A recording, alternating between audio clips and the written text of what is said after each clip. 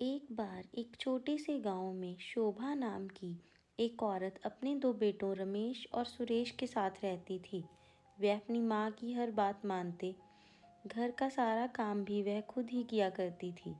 वह अपने झगड़ालू स्वभाव के कारण आए दिन गांव वालों से किसी न किसी बात पर उलझती रहती। गांव में उसकी किसी से ज्यादा नहीं बनती थी। एक बार गांव की एक औरत उसे अपने बेटे की शादी का निमंत्रण देने आई। उसके जाते ही वह भी अपने बड़े बेटे रमेश की शादी के बारे में सोचने लगी और कहने लगी कि बहू के आने के बाद वह आराम से बैठकर हुक्म चलाएगी और घर का सारा काम बहू करेगी।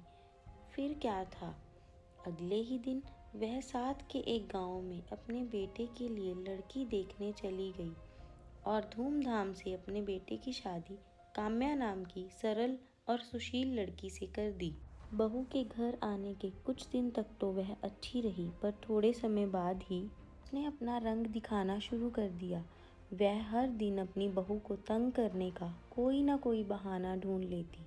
उसकी बहू काम्या उसकी इन हरकतों से बहुत परेशान थी। शोभा के ऐसे व्यवहार के बावजूद भी काम्या कई बार उसे प्यार से समझाने की कोशिश करती, लेकिन शोभा हर बार उसे खरी खोटी सुनाती और उसके मन को ठेस पहुंचाती।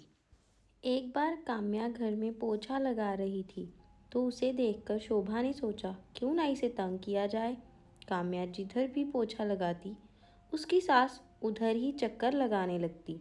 जब काम्या ने कहा, माँ जी आप गीले फर्श पर गिर जाएंगी, तो वह उसे खरी खोटी सुनाने लगी और उसने उसे ही धक्का देकर गिरा दिया और हंसते हुए कहने लगी कि क्या हुआ, मुझे गिराने चली थी, तुम तो खुद ही गिर गई, और वहाँ से चली गई। वहाँ से जाने के बाद शोभा अब अपनी बहू को तंग करने की नई तरकीब सोचने लगी। जब काम्या अपना काम खत्म करके आराम कर रही थी तो उसने जाकर जोर से अपनी बहू की चादर खींच ली और उसे नीचे गिरा दिया। काम्या बेचारी रोते हुए इसका कारण पूछने लगी तो शोभा ने गुस्से से कहा, महारानी की तरह आराम कर रही हो, जाओ मेरे लिए कुछ खाने को बनाओ। ऐसे ही दिन बीतते गए। शोभा हर रोज उस बेचारी को किसी न किसी बात पर जली कटी सुनाती और उससे खूब झगड़ा करती।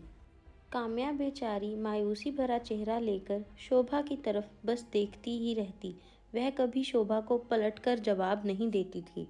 कुछ समय बीता। एक दिन शोभा का छोटा बेटा सुरेश, जो कि शहर में पढ़ता था, अपनी मर्जी से शादी करके घर में अपनी पत्नी आयशा के साथ आया। यह देखकर शोभा एकदम से चौंक गई और बहुत निराश हुई। उसने सुरेश से कहा, ये तुमने क्या किया? सुरेश ने कहा, देखा माँ, मैं तुम्हारे लिए कितनी सुंदर बहू लाया हूँ। और उसकी माँ ने दुखी मन से अपनी बहू का स्वागत किया। शोभा बहुत मायूसी से अपने कमरे में दुखी होकर बैठी थी। उसे दुखी देखकर उसका बेटा अपनी माँ के पास आया और बोला, माँ तुम दुखी मत हो, मैंने बहुत ही अमीर लड़की से शादी की है, इसके पिताजी बहुत बड़े व्यापारी हैं। ये सुनकर शोभा खुश हो गई और कहने लगी, फिर तो बहुत दहेज आएगा। पहले की तरह घर का सारा काम काम्या ही करती और शोभा अपनी दूसरी बहू को खुश रखने की कोशिश करती। काम्या रसोई में खाना पका रही थी। तभी शोभा रसोई में आई और उससे बोली, सुनो बहू, तुम घर का सारा काम वैसे ही करोगी जैसे पहले करती थी।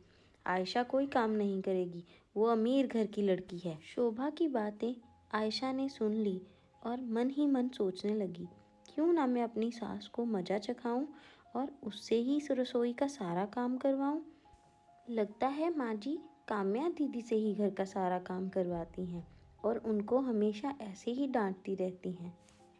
फिर कुछ सोचकर वो वहाँ से चली गई और शोभा से बोली, माँ जी मुझे सुरेश ने बताया था कि आप बहुत ही स्वादिष्ट खाना पकाती हैं, मुझे भी आपके हाथ का खाना खाना है। शोभा ने कहा, क्यों नहीं बहू, मैं तुम्हारे लिए अच्छे अच्छे पकवान बनाऊंगी। बताओ तुम्हें क्या खाना है, मैं अभी अपनी बहू के लिए कुछ अच्छा सा पका के ले आती हूँ। तुम्हें तो अच्छे अच्छे पकवान खाने की आदत होगी। थोड़ी देर बाद आयशा सोचने लगी, माँ जी अभी तक कुछ लेकर नहीं आई हैं, जाकर देखूँ तो सही क्या कर रही हैं वो। उसने आकर देखा शोभा तो कुर्सी पर बैठी है। वो बोली, माँ जी मैंने आपसे कुछ पकाने के लिए कहा था, आप तो यहाँ पर बैठी हैं, आपने कुछ बनाया नहीं। मुझे तो बहुत ज़ोरों की भूख लगी है, अभी बना देती हूँ बेटी, बताओ क्या बनाऊँ तुम्हारे लिए। और मीठी मीठी बातें करके उसे खुश करने की कोशिश करने लगी। उसके बाद वो शोभा से हर रोज़ नए नए खाने पकवाती और उनमें कोई ना कोई कमी निकाल देती। कभी उसमें नमक ज़्यादा बताती तो कभी मिर्ची ज़्यादा बताती और कहती, माँ जी आप तो बहुत अच्छा खाना पकाती थी, फिर मेरे लिए अच्छा खाना क्यों नहीं पकाती। कभी उसमें नमक ज़्यादा होता है तो कभी मिर्ची। शोभा बेचारी मायूसी से खाना पकाती रहती। एक दिन दोनों सास बहू के बीच बहुत ज़्यादा कहासुनी हो गई और शोभा गुस्से से कहने लगी, मैं खाना नहीं पकाऊंगी, मैं अपने बेटे सुरेश को बताने जा रही हूँ कि तुम मुझसे रोज़ काम करवाती हो, मैं अब से कोई काम नहीं करूँगी।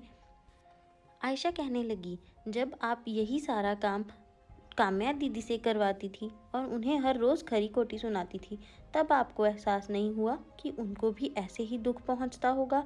आप हर रोज़ उनका दिल दुखाती थी, वो बेचारी फिर भी कुछ नहीं कहती।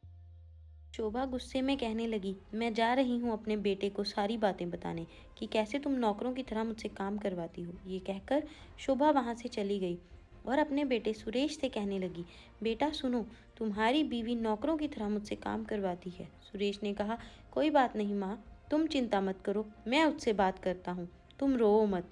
और ये कहकर वो वहाँ से चला गया। वह जाकर आयशा से कहने लगा, आयशा तुम मेरी माँ से नौकरों की तरह काम करवाती हो, मेरी माँ आज से घर का कोई काम नहीं करेगी, सारा काम तुम और भाभी करें। उसके बाद आयशा भी काम्या के साथ मिलकर घर का काम करने लगी। दोनों बहुएं घर का सारा काम करती। शोभा फिर भी उन्हें खरी खोटी सुनाती और उनके साथ हर समय झगड़ा करती रहती। ये देखकर बेचारी आयशा को बहुत ही दुख पहुंचता। अब शोभा काम्या के साथ जैसे झगड़ा करती थी वैसा ही व्यवहार वह आयशा के साथ भी करने लगी और उसे भी वैसे ही भला बुरा कहती और खरी खोटी सुनाती। एक बार जब शोभा बीमार पड़ गई तो दोनों बहुओं ने उसकी खूब सेवा की। ये सब देखकर उसके मन में ये विचार आया कि मेरी बहुएं कितनी अच्छी हैं, मेरा कितना ख्याल रखती हैं। उसने अपनी दोनों बहुओं को बुलाया और उनसे कहा कि मैं अपने व्यवहार के लिए शर्मिंदा हूँ। तुम दोनों ने मेरी बहुत सेवा की है, मेरा बहुत ख्याल रखा है। अब हम तीनों मिलजुल कर रहेंगी और इस घर को हम तीनों संभालेंगी।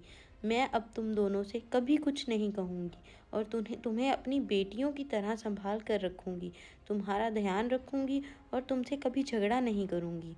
उसकी छोटी बहू ने कहा, माँ जी मैं भी अपने व्यवहार के लिए आपसे माफ़ी मांगती हूँ।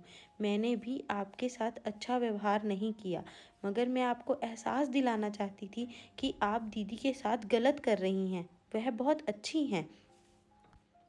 अब वो तीनों मिलकर रहने लगी और इस तरह इस कहानी का एक सुखद अंत हुआ।